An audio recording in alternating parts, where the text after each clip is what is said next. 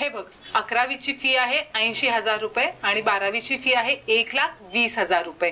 पण एकदाच दोन्ही वर्षाची ऍडमिशन घेतली तर 10% कन्सेशन आहे, म्हणजे होतं 1,80,000 रुपये.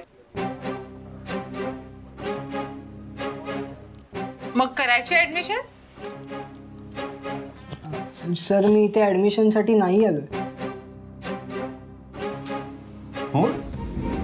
सर मी हा फोटो आणलाय.